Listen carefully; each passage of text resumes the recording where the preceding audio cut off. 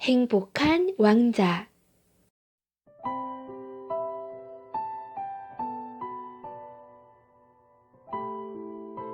하나님이 천사에게 말씀하셨어요. 저 아래에서 가장 소중한 것 2가지를 찾아오너라. 천사는 땅으로 내려갔어요.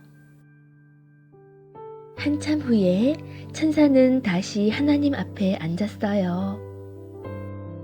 천사의 손에는 얼어 죽은 제비와 나무로 된 심장이 있었지요. 어찌하여 이것들을 가져왔느냐? 하나님이 묻자 천사가 이야기를 시작했어요.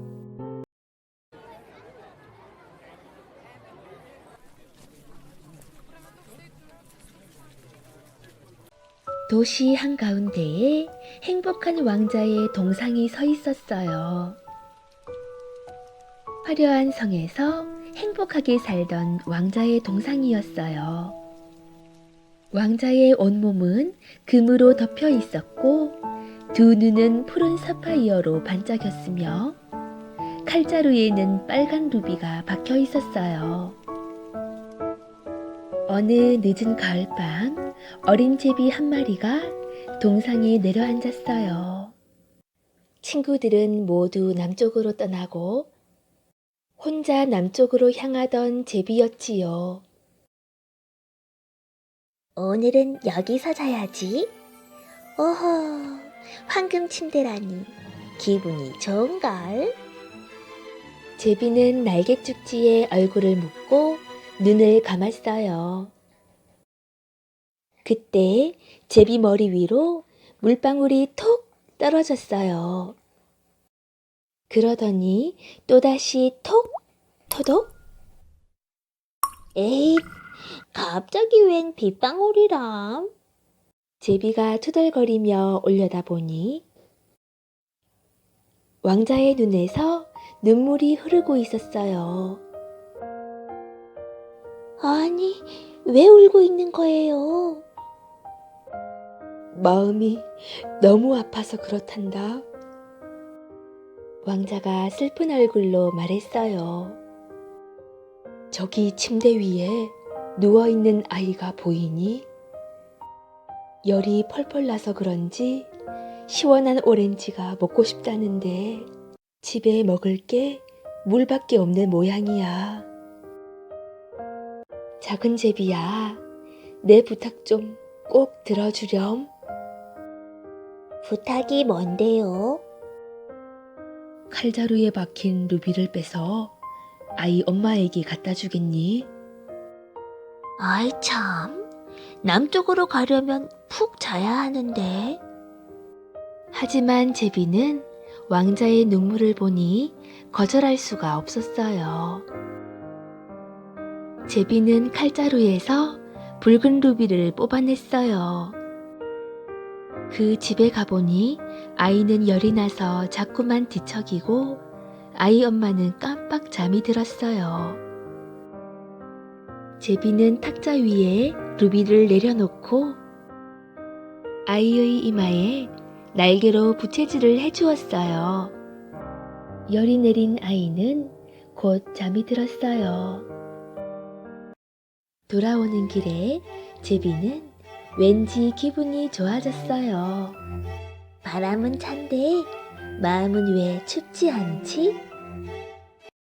다음날 제비가 떠나려 하자 왕자가 간절히 말했어요. 제비야, 하룻밤만 더 있어주면 안 되겠니? 저기 다락방에 글 쓰는 젊은이가 있는데 너무 춥고 배가 고파서 글을 쓰지 못하는구나. 너무 늦었어요. 전 빨리 가야 한다고요. 고마운 제비야, 한 번만 더 도와주렴. 내 눈에 박힌 사파이어를 빼서 저 젊은이에게 갖다 주렴. 그 말을 들은 제비는 깜짝 놀랐어요. 왕자님의 눈을 빼라고요? 그건 말도 안 돼요. 제비는 이번에도 왕자의 간절한 부탁을 거절할 수가 없었어요. 이번이 마지막이에요. 제비는 사파이어를 빼내며 눈물을 글썽거렸어요. 그러고는 젊은이가 사는 다락방으로 날아가 사파이어를 탁자 위에 몰래 올려놓았지요. 조금 뒤 사파이어를 발견한 젊은이가 소리쳤어요. 오, 세상에. 글을 쓸 수 있게 해주셔서 감사합니다. 그 소리를 들으니 제비의 마음도 뿌듯해졌어요. 다음 날 제비는 이제 정말 떠나야겠다고 생각했어요. 그런데 왕자가 또다시 슬픈 얼굴을 하고 있는 거예요. 나의 제비야, 저 아래 광장에 성냥을 파는 소녀가 있는데 어쩌다 성냥을 모두 물에 빠뜨려 울고 있구나. 왕자의 말이 끝나기도 전에 제비가 말했어요. 좋아요. 딱 하룻밤만 더 있겠어요. 하지만 왕자님의 나머지 눈은 안 돼요.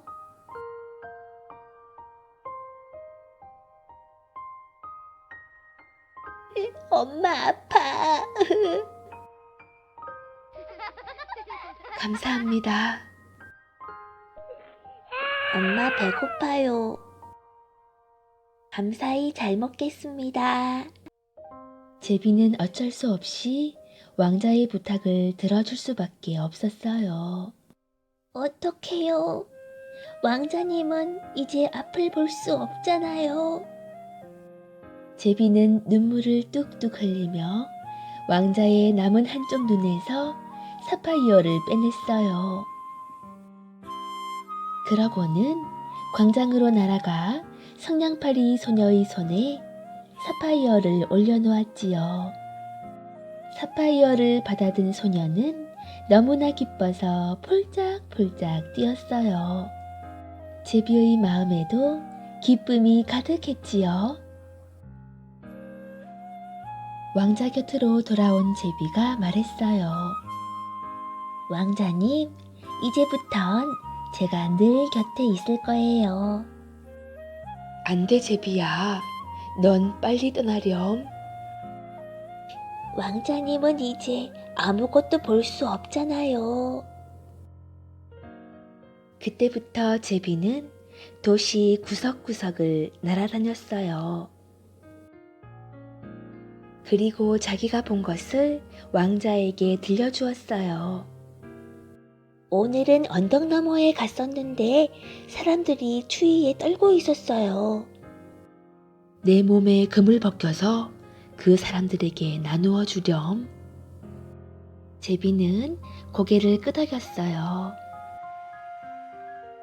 한 겹 한 겹씩 동상의 금박을 벗겨 필요한 사람들에게 나누어 주었지요. 그러는 동안 아름답게 빛나던 왕자의 몸은 점점 초라하게 변해갔어요. 얼마 뒤 하얀 눈이 내렸어요. 거리는 온통 은빛으로 반짝였지요. 하지만 제비는 너무 추워 움직일 수 없었어요. 몸은 점점 차갑게 굳어가고 있었지요. 제비는 마지막 힘을 다해 왕자의 어깨 위로 날아올랐어요. 왕자님, 이제 그만 떠나야 할 것 같아요. 제비는 행복한 왕자에게 입을 맞춘 뒤 아래로 힘없이 떨어졌어요. 그 순간 무언가 쩍 갈라지는 소리가 났어요. 그것은 왕자의 심장이 두동강 나는 소리였어요. 이튿날 사람들이 동상 주위로 몰려들었어요. 아니, 행복한 왕자의 동상이 왜 저렇게 된 거야? 이 겨울에 제비는 또 뭐지? 보기 흉한 동상은 지워버립시다. 사람들은 동상을 펄펄 끓는 용광로에 넣었어요. 그런데 어쩐 일인지 납심장만은 녹지 않았어요. 그거 참 이상한 일이군. 그냥 갖다 버려야겠어. 일꾼들은 쓰레기장에 납심장을 내던졌어요. 바로 어린 제비가 버려진 곳이었지요. 천사가 가져간 것은 바로 왕자의 납심장과 제비였어요. 천사의 이야기를 듣고 난 하나님은 이렇게 말씀하셨어요. 그야말로 가장 소중한 것들이로구나. 행복한 왕자와 제비는 하늘나라에서 영원히 행복하게 살 것이다.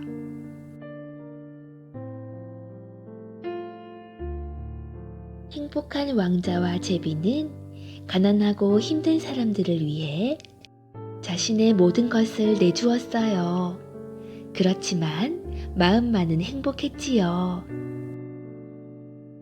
행복한 왕자와 제비처럼 다른 사람을 위해 자신의 목숨이나 이익 등을 버리는 것을 희생이라고 해요. 희생은 우리가 하기에는 조금 어려울 수도 있어요. 우리 작은 양보부터 시작해 보기로 해요.